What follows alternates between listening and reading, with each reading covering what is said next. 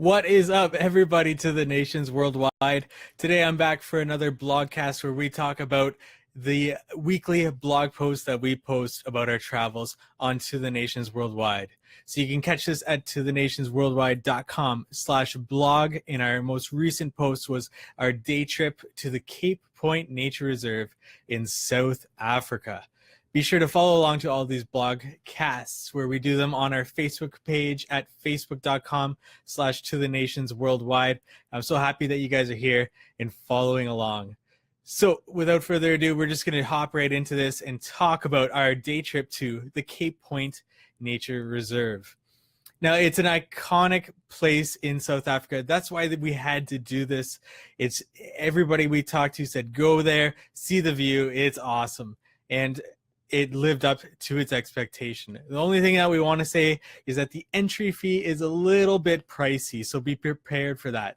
Other than that, it was an incredible drive, it was an incredible view, and it was an incredible experience. So when incorporating this destination into your itinerary when you're in Cape Town, it is an hour-and-a-half drive away from Cape Town. So if you rented a car, it's going to save you some time as opposed to using public transportation or booking a tour through a bus.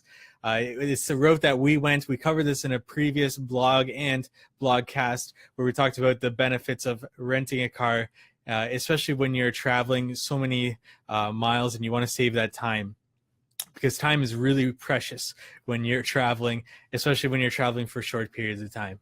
So we did have a car. It was a 1.5 hour drive from Cape Town. And there's also so much that you can incorporate and visit on this drive. For example, on this particular day, we dropped in at Simonstown, did a little bit of exploring there. It's a beautiful coastal town, small town, with souvenir shops and restaurants.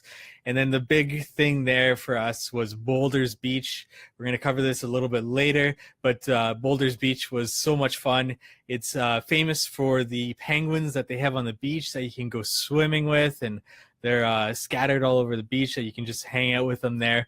Really interesting experience, but we'll talk about that in another blogcast. Today we're talking about just the Cape Point Nature Reserve.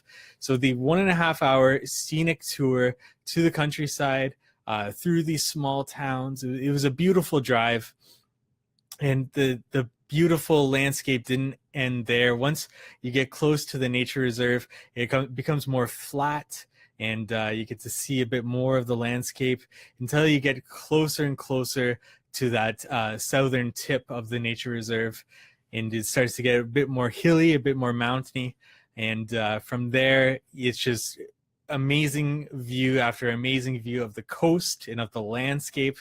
When you're there, you can expect to see some animals, some wild animals in their natural habitat. You can see some ostriches, monkeys, lots of monkeys there, and you can also see antelope, I think zebra as well. You know, we only saw some monkeys, which you do have to be a little bit careful with driving your car. You don't want to hit any monkeys. That would be a bad experience while you were there. We did see an ostrich or two, which was pretty interesting.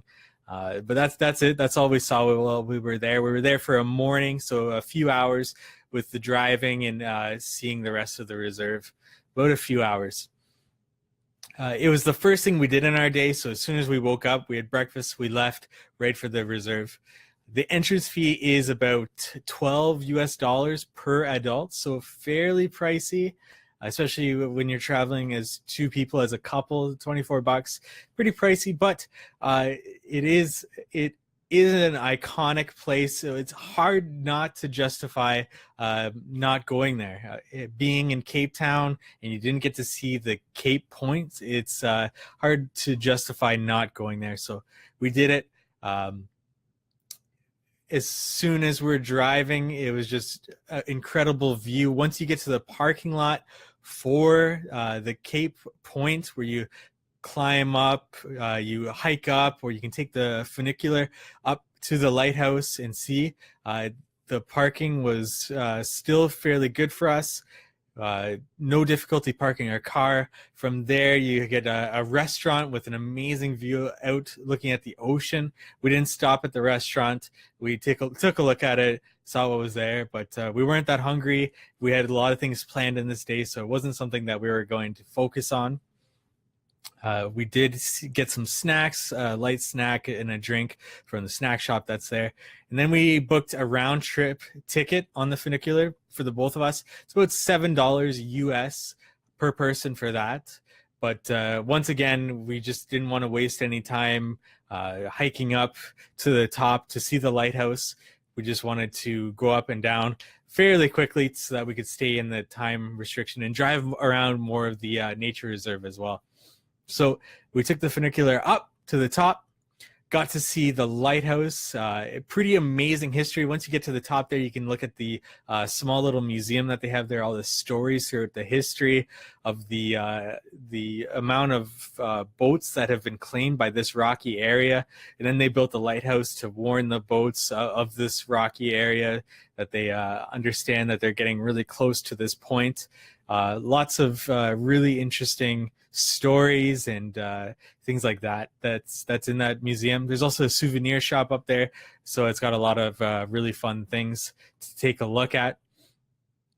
From the lighthouse, you can spend your time snapping lots of photos of the most southern tip of the Cape Point, or you can even walk further down there and really see the Cape Point. You can see pictures of this on our blog posts, incredible views. Also, we're going to have some videos coming out of it, and you can also see these on our Instagram at instagram.com/totheNationsWorldwide. From there, we took a lot of photos, took a lot of videos as always, and then we took the funicular back down, back to our car, and we drove another route outside, exiting the nature reserve, and we were on with our day. So like we said, about $12 US to enter, about $7 US for a round trip up and down. If you want to go that route, you can also do the freeway, which is just walking up, about a 10 to 15 minute walk up to the lighthouse, I would say. And then about 3 hours of our day was dedicated to this area. So like I said, it can be fairly expensive, but it's difficult not to justify seeing this iconic place in this view. It was incredibly beautiful. So let us know what you think. Would you pay this amount to see this area?